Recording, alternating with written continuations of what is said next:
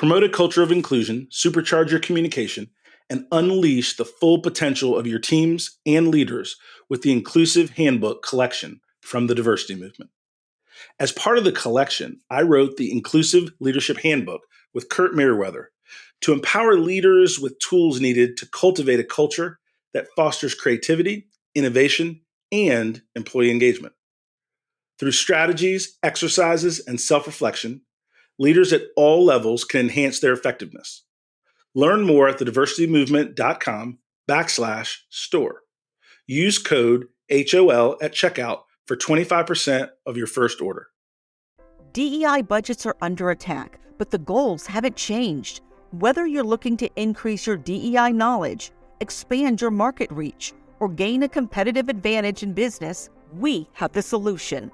TDM Library is your single source for expert-curated DEI resources, strategies, and solutions, all designed to help you transform your workplace culture and be a more effective contributor. For $9.99 per month, you get access to our searchable subscription-based digital library. There, you'll find articles, practical how-to guidebooks, podcasts, award-winning microvideos, and more than 700 Q&As, designed to help DEI practitioners, thought leaders, and executives create a more inclusive workplace. Whether you prefer to listen, watch, or read, we have the resources for you.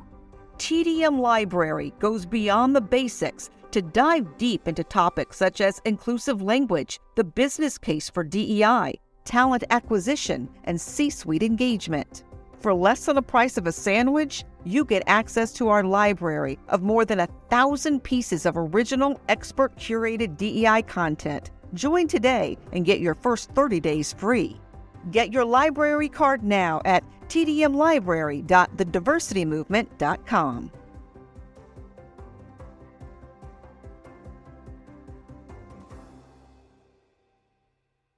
You can't stop me, nothing's gonna stand in my way.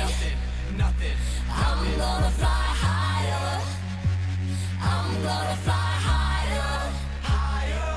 Welcome to the Donald Thompson podcast. And my guest today is Courtney Canfield, an influencer, a social media expert, a all-around phenomenal business person. And Courtney, welcome to the Donald Thompson podcast. Thank you so much for having me. This is a pleasure. So one of the ways that I got to know you is I got a chance to see a clip on our local TV.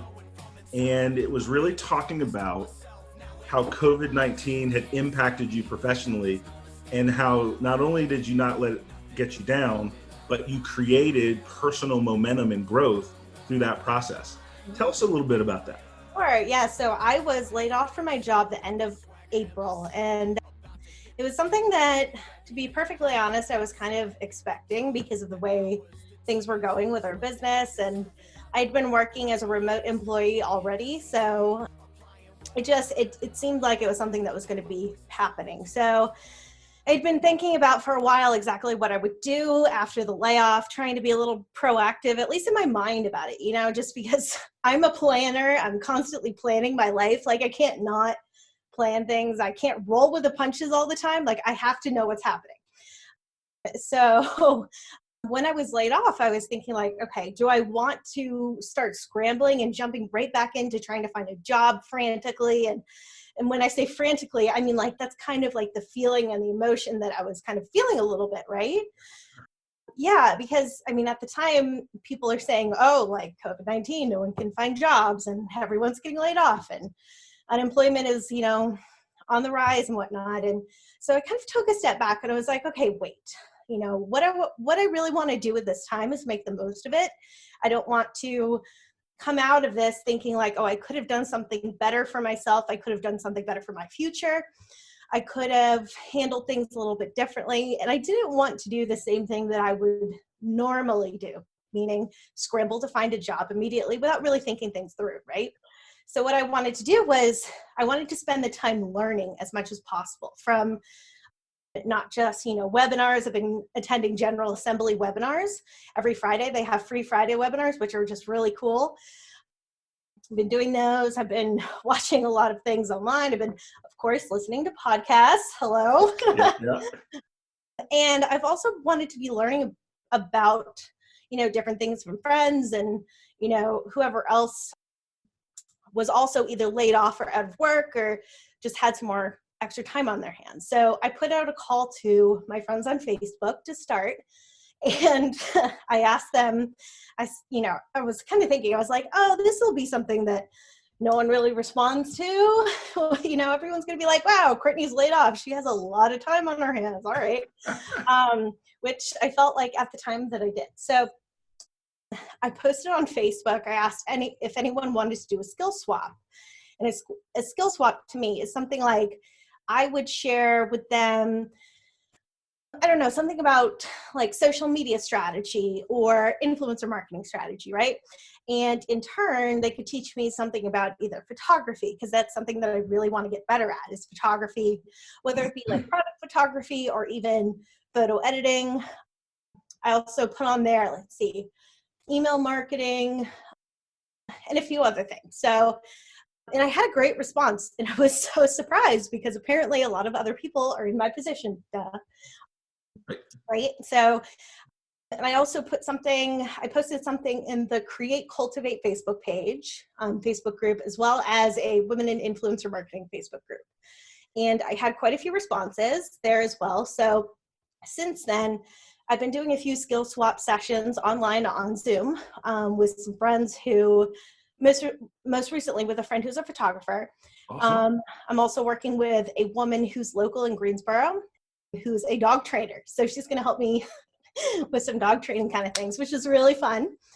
And I'm also working on a weekly basis with a woman who's based out of Chicago. So I'm helping her with social media, and she's helping me with influencer contracts. So I've expanded my network exponentially since this started. And it still feels like, COVID-19, things are a little crazy and whatnot, but here I am actually spending the time in a way that's worthwhile to me rather than just sitting on the couch eating Cheetos. So. Oh, and one, Cheetos are good, but not for extended periods of time. No, what a great way to think about learning, growing, and when you're active and focused on learning something new, you get to think about the future. Sure. Right? Exactly. And that's super, super powerful. And one of the things that in reading your bio and background, I understood the social media experience that you had, but you've got a dog named Rambo with like 300,000 followers on Facebook or Instagram. Yes, on Facebook, his Instagram is a little bit smaller. It's about 10% of that. But we definitely have an audience of very active middle-aged to boomer-aged women, which is like the best on Facebook. It's so much fun to create content for them. And yeah, so I started his page, oh God, what year is it, 2020? I started it about 8 years ago. Okay. So yeah, 8 years ago, this is kind of a funny story. And we're all about stories here, so I'm going to tell it. So 8 years ago, I just graduated college, right? And I graduated with a degree in Spanish and Global Studies. And I was like, what do I want to do? I have no idea. So I started working at a law office as a Spanish translator. And soon I realized that I was awful at translating Spanish. It was so much fun to meet these people, especially, right? I know. It's like this thing that I graduated with a degree in, and I was terrible at it. A bad translator. That's awesome. Yeah. But, you all have to, you have to figure out what you're good at. And so while I was at this law office, I was given a puppy as a present, and that ended up being Rambo, right?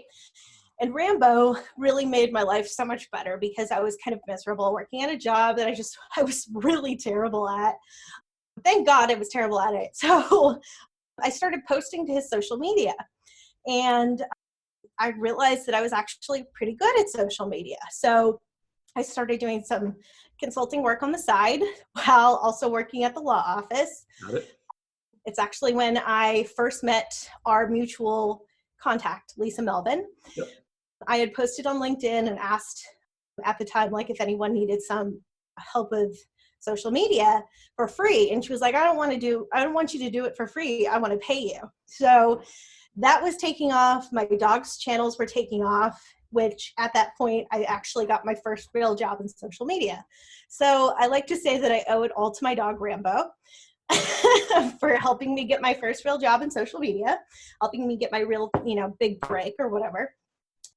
And kind of just grew from there. So that is an awesome story. One of the things I wanted to ask you.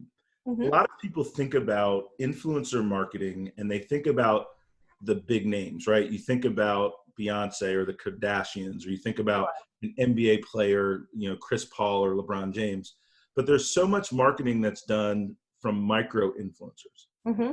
Can you describe the thought process of really looking at business from a more targeted, more engaging persona of a micro influencer, and share with our audience what that can mean for brands and businesses? Sure. Yeah. So micro influencers are hugely powerful. I'd like to say they're actually more powerful than the celebrity-sized influencers, right? And that's because micro influencers have a more engaged network to begin with, more authentic followers. Typically, they have less fake followers, which is really key, if you really want to be reaching actual real audiences.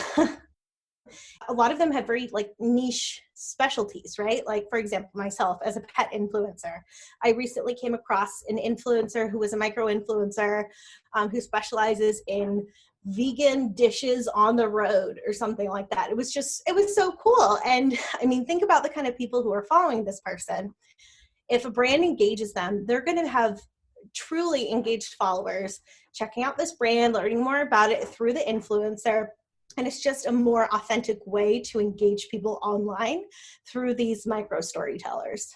No, that is very, very powerful. When you think about the advent of social media, the different platforms, how would you educate somebody on the right platform for their business?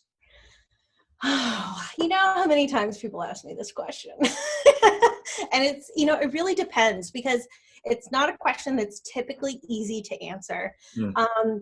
What I usually say is that you have to figure out who your audience is, who your consumer is, who your target customer is, and figure out where they are online. And you'd be surprised. Like, a lot of people are like, oh, well, my brand targets middle-aged women or whatever it is. It doesn't really matter. That's something that is, maybe they're not as socially inclined, but you still have to consider platforms like TikTok, because they're on there, surprisingly enough.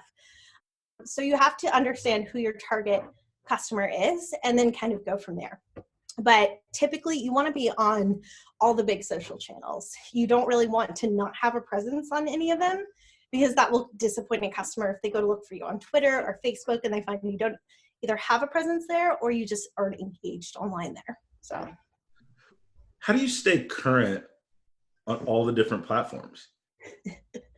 Right? Like, how do you stay current with the tips and tricks, and so that you can be good at it? Like, what are some of the things you do, read, listen to stay progressing in that social media landscape? Sure. Well, you see this thumb here? I scroll a lot.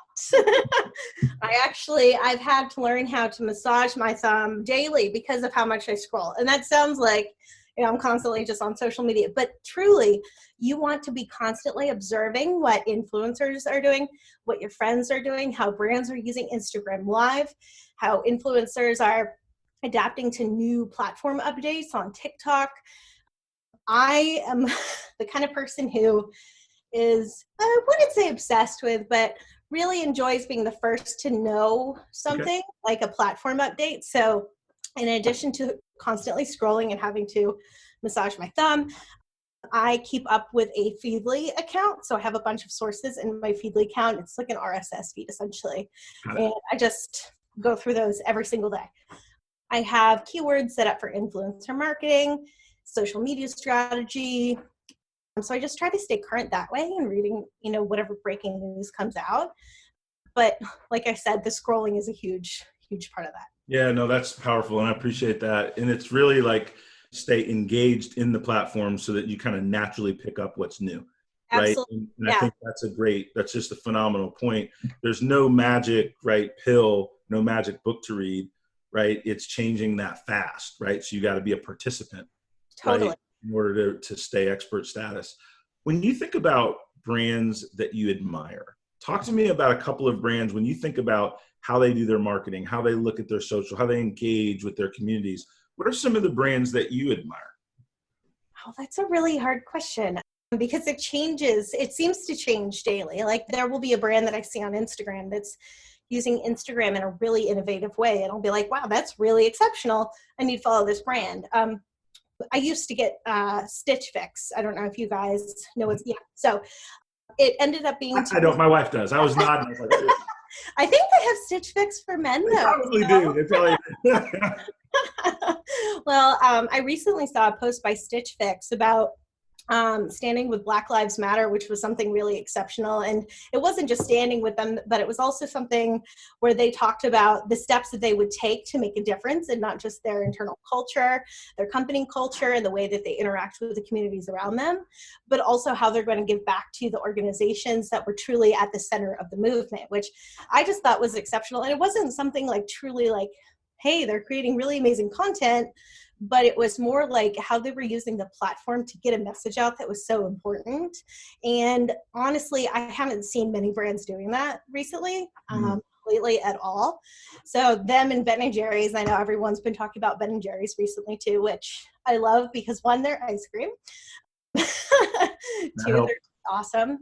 But I think that right now, authenticity is the name of the game. So any brand that's conducting themselves in a way that speaks to that is the brand that I want to follow right now. It's not so much the brand that is creating really cool stop motion videos or cinemagraphs for Instagram and, you know, doing dances on TikTok, though I would tell you that probably my favorite brand to follow on TikTok is the Washington Post. They have this one guy who is their social media guy, and he's been posting everything from home, and he's just, I don't know if it's because I'm an elder millennial, so to speak, but I think it's just everything they've been doing is just really funny.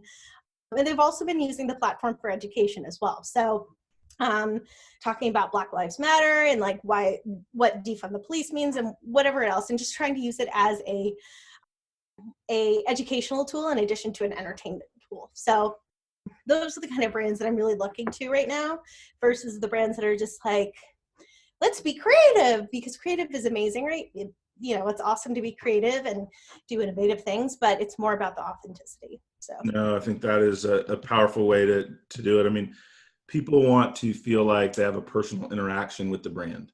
Totally. Right? Creative creates a wow moment, but not a friend. Absolutely. Yeah. Authenticity creates that digital friendship, and that's what people want to be a part of. And I think with all of these social tools over the years, we've actually gotten a little bit more distant. Mm-hmm. And I think that's one of the reasons that brands that really speak to their authentic self, you mentioned Ben & Jerry's, because they really gave their full self into what their view was, right? They called out white supremacy. Yeah. Right? That they didn't make a statement, they took an aggressive stance. Yes. Yeah. Right?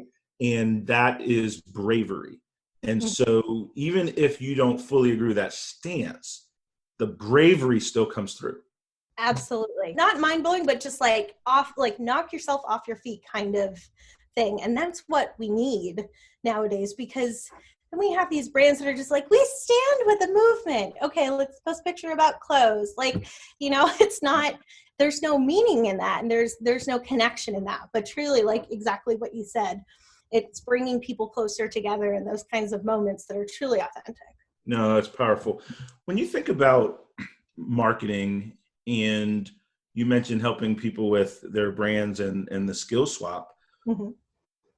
I work a lot with businesses and businesses that have some size and scale, but there are a lot of folks that are in businesses that have one person, they're solo entrepreneurs, they have 2 people, they have 5 people.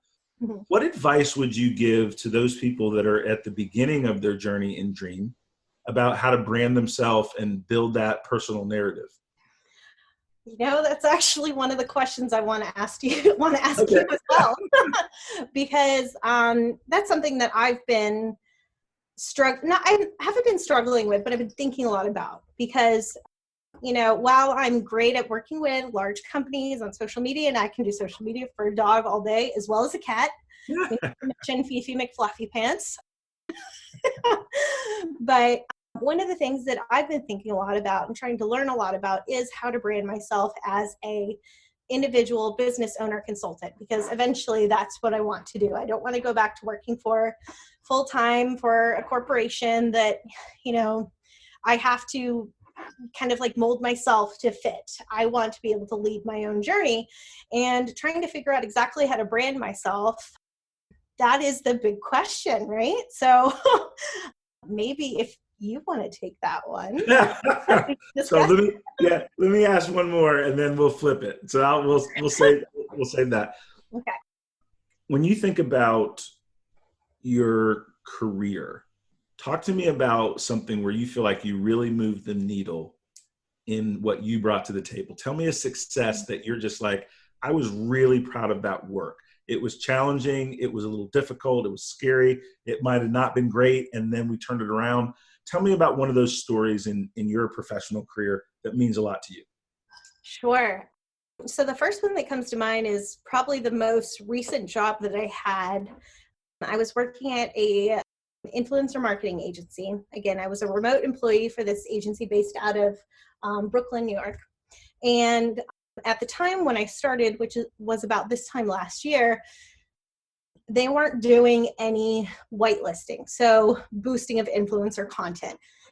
And right now with social media being a pay-to-play kind of world, even with influencer content, I was seeing that there was a huge missed opportunity there, right? Because approaching influencer marketing from the standpoint of, because we're paying influencers, that means that this content is going to be seen regardless. That's not the case anymore. So I did some research and looked into platforms that could help us do whitelisting at scale for this particular company and their clients. And it took a while to get everyone on my side in the terms of, trying to sell in a platform that, yes, it costs money. And yes, it would take some time to learn how to use. Yes, it would take some time to incorporate language into our influencer contracts about, I agree to use XYZ platform for whitelisting if I, join this campaign or whatever. But after a while, I was able to successfully get everyone on my side because I don't take no for an answer. But I also really do believe in this. And I've been myself part of whitelisting campaigns on the influencer side of things. And I've really seen the impact that it has on not just the success of my content in terms of like a reach sort of thing, but also like how it drives clicks and how it drives even more followers to my channels, which is really great. So I was able to get everyone on my side for that. And we signed up for the platform, ran our first minor whitelisting campaign. I wouldn't even say big whitelisting campaign.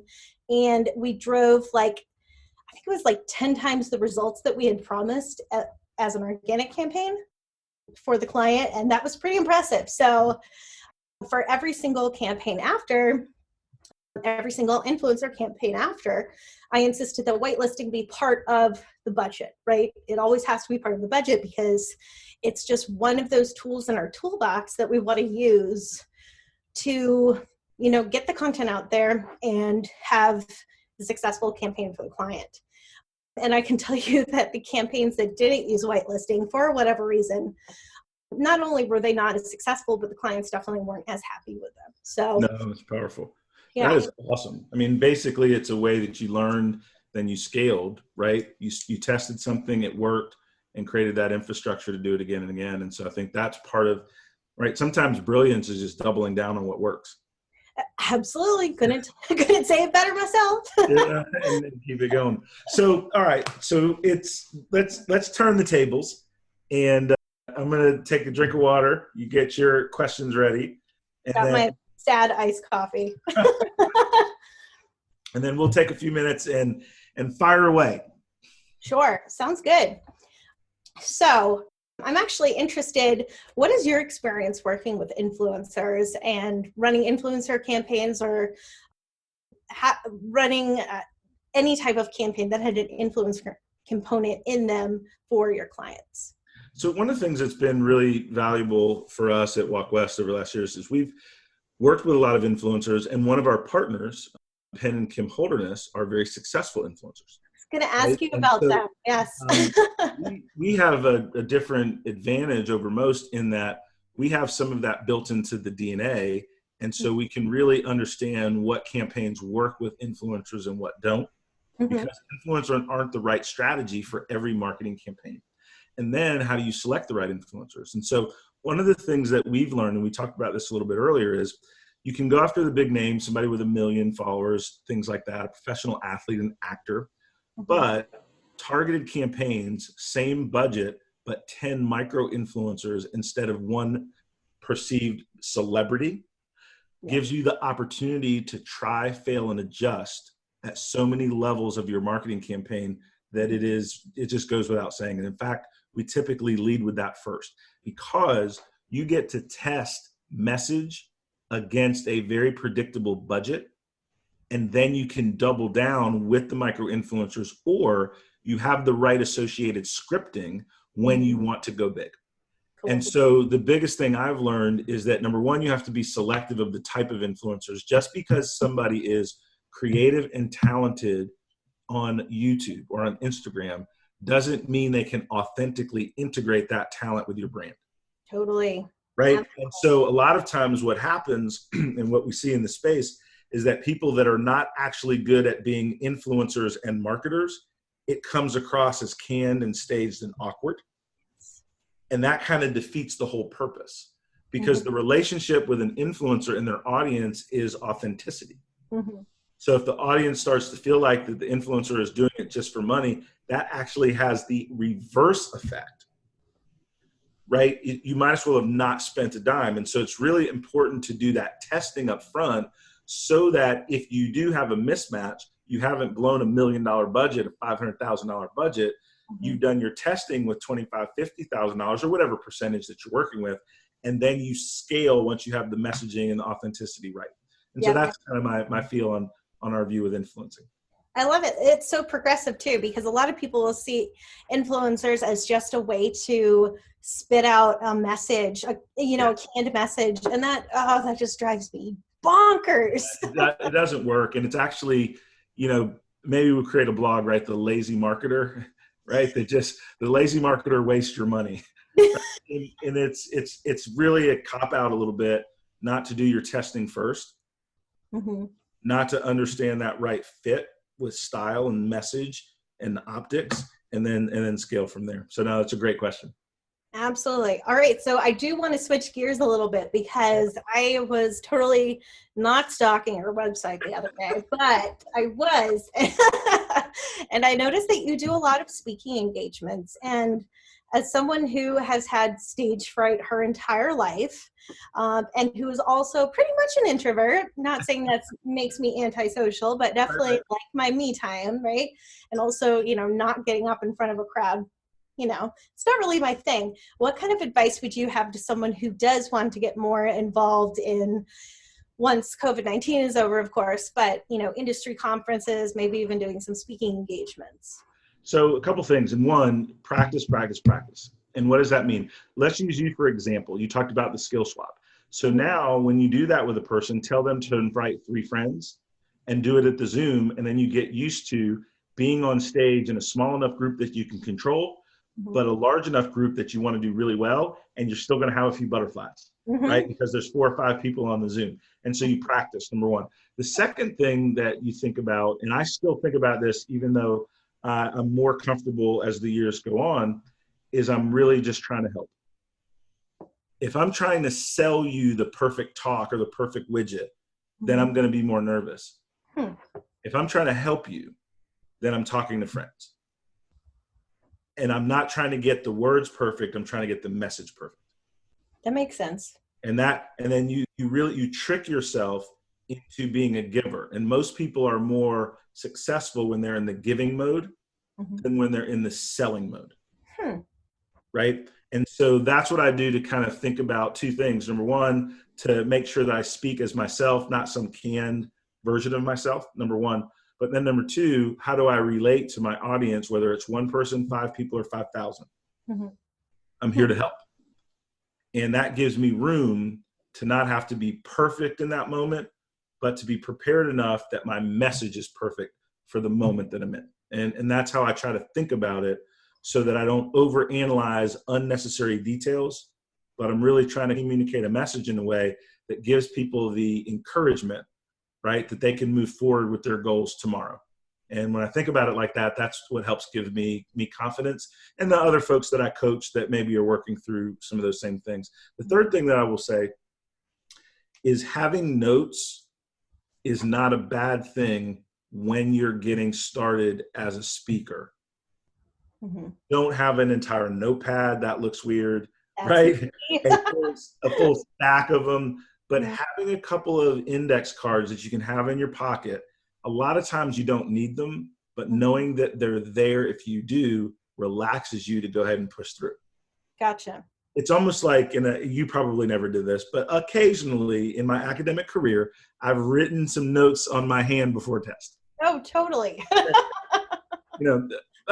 Maybe you've done that. A lot of times the effort of putting all that information and hiding it and thinking about it, now you're taking the test and I'm like, oh, I actually learned this by writing, like, my God, I don't even need this, right? Because the act of writing the notes created that memorization.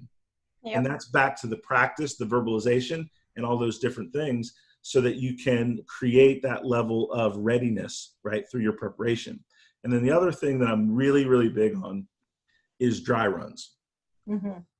right? You have to care enough about the people that you're speaking to practice, to have a mock audience, Mhm. to go through your elements from rehearsal, and to ask people that are experts. Sharon McLeod is a part of our team, and she is an Emmy award-winning journalist and marketer and PR extraordinaire, but she's gave her first TED Talk a few months ago. Wow. She's an expert in the area of communication. Before I go and speak, I always consult with her and get a few tips. That's So awesome. as good as I may think I may be, there's somebody that's better that can give me a different perspective, a way to read the room, a way to get ready. And so I like to seek advice from people that are stronger than I am.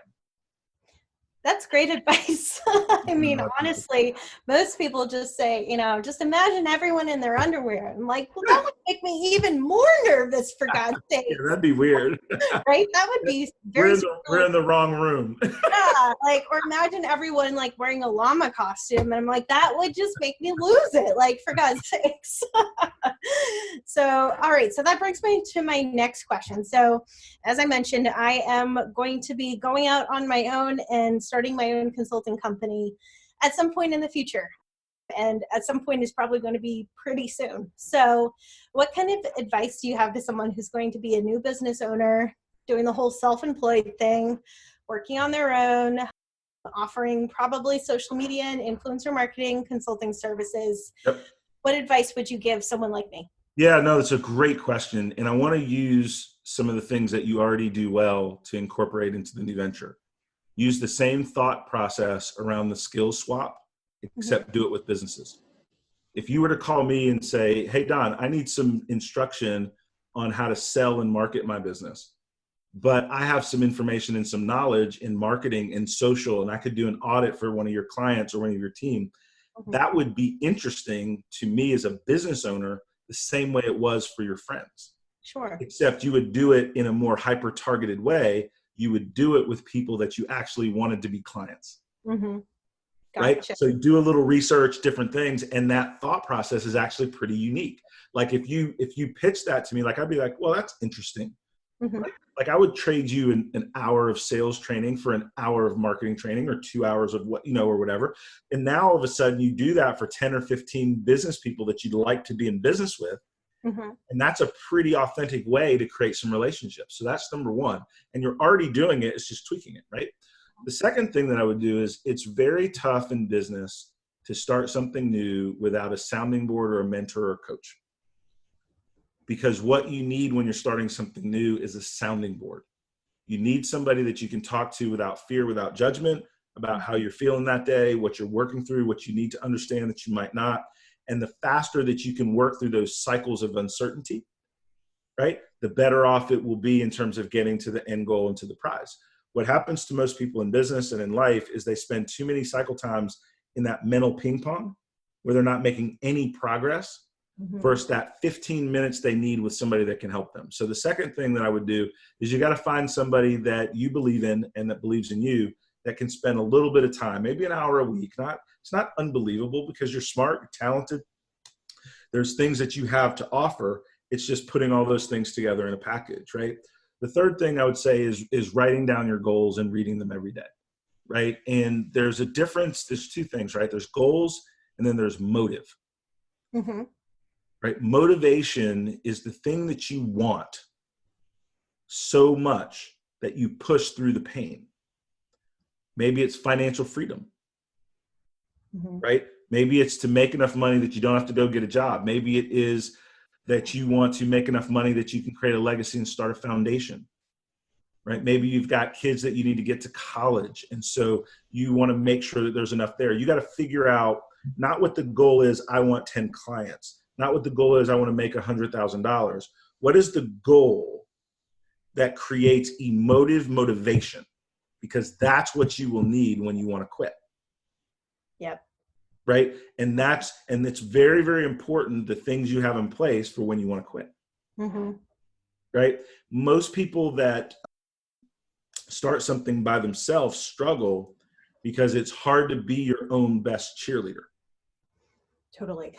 Right. So if you're a solo entrepreneur, that's why you need that mentor. Mm-hmm. But that's also why a lot of businesses that started small that grew big were partnerships. You think about Google, you think about Microsoft, you think about Apple. Sure. Everybody thinks about Steve Jobs, but there was Wozniak. Everybody thinks about Bill Gates, but there was Ballmer, right? Mm-hmm. All of these partnerships, right? Yeah. Because they had different skills that they balanced off each other, but more importantly, there was an emotional give and take during the tough times, Mm-hmm. right? As you push through. So those are a couple of things that I would have people think about as they chase their dream as an entrepreneur. Number one that I would tell you is I'm super proud of you. I think it takes a lot of courage to step out there on your own. I'm good enough. What was that thing on Saturday Night Live? I'm good enough. I'm smart enough, and doggone it, people like me. I forget, was it Stuart Smalley or something? I don't know what it was, but I remember it. But like, I know that sounds super like cheesy, but like, I think like that, right? Like if I'm good enough. I have enough skill to be valuable, right? Mm-hmm. I'm smart enough. I'm not the smartest person, but I'm smart enough, right? And you know what? I'm going to find some people that like what I have to offer. And I'm going to just keep talking to people till I find those people, Mm-hmm. right? And then I just keep it simple when I'm selling something or building a business or doing something like that. And then that allows me to kind of push through. And so those are some of the things that I think about when I'm doing something new. Wow. Well, that was the best cheerleading session I've ever had. So thank you. That's some really great advice. And also, I've been thinking a lot about like, is this something that I want to do? Is this unique enough? And like, honestly, one of the things that I've been wrestling with is that there's so many other people who are out there who are doing exactly what I'm doing. And I know this because I've been doing research and, these websites have been tracking my, every move. And now I'm seeing these ads in my feed for, small business social media consultant. And I'm like, dang it. But I do know that this thing isn't the first thing, the first time anyone has thought about, doing small business social media consulting, right? So Yeah. It doesn't have to be unique, but it does have to be good enough. And I think that that's a really powerful message. So thank you for sharing that. I'm going to have to put one of those quotes up on my wall here. That's cool. Awesome. So let's see. One of the things that I have experienced in my career, and this might be like a weird kind of question, but one of the reasons why I'm going out on my own is because I do have this entrepreneurial type spirit. And I know that I'm not the only one, right? But every single one of the companies that I've ever worked for seems to have kind of let me down in a sense, like has either tried to put me into a box or, not really leaned in or let me lean into that to truly make a difference in the company. So for someone who's like me, I do have quite a few friends who are like me. Someone who's like me, what would you say to them or say to the companies that they're working for, that how can they make the most of that kind of spirit without having to go off on their own if they don't have the means to do so? Yeah, that's a great question. So one of the things that people do is they pick a job based on the title of the job and the type of work that is being described Mm-hmm. versus the manager. right? The most important thing in any company is who you're going to be working with on a day-to-day basis, right? You could be in love with the Red Hat brand or the Google brand or the Walk West brand, right? And that's fine. And everybody thinks they have an amazing company. But that core group of people that you're working with every day is who you're really pushing through with. And you've got to make sure that that person or persons is really supportive of you and that you align, right? That alignment is there. And so that's really, really important. And then the other thing people do is they stay in the wrong job too long, right? There's people that have a love affair with what we're doing at Walk West. And there's some people that just don't. Right? That doesn't make either bad. That just means that the fit and the alignment with purpose and with passion and with the perspective you view the business is so important. And you've got to really work until you find that right fit versus kind of staying still in that average situation because you're afraid to move. Right? And that's what catches, I think, a lot of people. And so a lot of times it's not necessarily that everybody should be self-employed, but some people might need a change of scenery in their workplace, right? And they need to use the situation they're in to build enough skills so that they have the skill power to move, right? A lot of people are miserable because they feel stuck, right? That's not your boss's fault. That's not the company's fault. You got to raise your skill and your performance enough that you have the power to move, right? And you can control your personal development, your personal value, your work ethic, things that you learn, things that you've read, courses you go to on the weekend. And everybody has the ability to do two things. And what you'll find is a couple of things will happen. One of the things that occurs is that you think people are not treating you right. They don't appreciate your brilliance and all of that stuff, right? And I get it. People accuse me of that all the time. And then somebody steps their game up, right? They're getting trained. And it's amazing how high performers are treated better. Sometimes you're not as good as you think is the problem. That's funny, but you know what? I think back to people that I've worked with who have had those kind of complaints, and I hate to say it, but I think you're right. Right? I mean, it's a sense of humbleness. I yeah, think that's right. I mean, it's tough, right? Like, and the thing with me and the companies that I've led and grown, and is that I'm a pretty straight shooter in terms of the way that I communicate, and I try to do it with more grace than I did as I was maturing as a leader. But nonetheless, I'm pretty open for feedback, and I share feedback. I was on stage, and there's maybe 700 people, 1,000 people in the crowd, and I was on a panel, and we got some questions. And one of the questions was, how do I get my management to listen to me? Right? I push forward ideas, and they just won't listen. And I was like, well, maybe the ideas aren't good. Right. And I said that out loud in front of 700 people, and people were like, oh my God, that was so good. Because everybody's point of view is that I'm not being listened to because management doesn't want to hear my idea. If somebody's sharing an idea with me as a CEO that can make me millions of dollars, I'm going to listen to it. Right. Your idea is not good just because you thought of it in the shower. It's not good because you wrote it down in your magical idea notebook. That doesn't make it valuable, right? If your idea is valuable to the business, it typically can get an audience, right, to sell your idea. Most people think their idea is good based on the merit of it being their idea. And then they get offended when their idea is not accepted. Most people sell their ideas to other people the way they view the idea. When selling anything, an idea, a product, has to be sold based on the needs of the person you're talking to. And so a lot of times there's a disconnect between your idea, how you feel about your job, and how you're communicating what you want to people who view the business and your talent differently. Now, that doesn't mean some people aren't actually in a bad situation, and I think they should move or change that. But my point is, most things are a two-way street. And so what I try to coach and teach people is how to look at things from the leadership's point of view and sell them ideas in a way that moves the needle for the leadership, and that not change the idea. Sell the idea in a way. And that typically gets you kind of more thoughtful. But I'll tell you, I've probably turned down $1 million idea, but I've never not wanted to hear an idea that could make me more money, save me more money, or reduce my risk. Sure. Make me money, save me money, or reduce my risk. I want to hear about that. And that's a really interesting thing, because I think it's so interesting. We were talking about the whitelisting campaign and, whatnot. Uh-huh. And at first when I approached it, it was like, we're doing this all wrong, and, not bringing a solution to the table.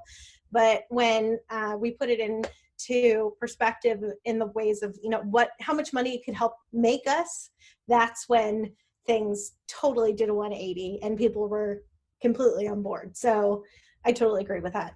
Yeah, no problem. Awesome. So, okay, I'm glad we can get to this question. So what kind of personal branding tips and tricks do you have for someone who needs to get better at personal branding? I'm great at personal branding for my dog, right? Like, oh my God, like talk to me about personal branding for a fluffy little dog and I can tell you how to do it all day.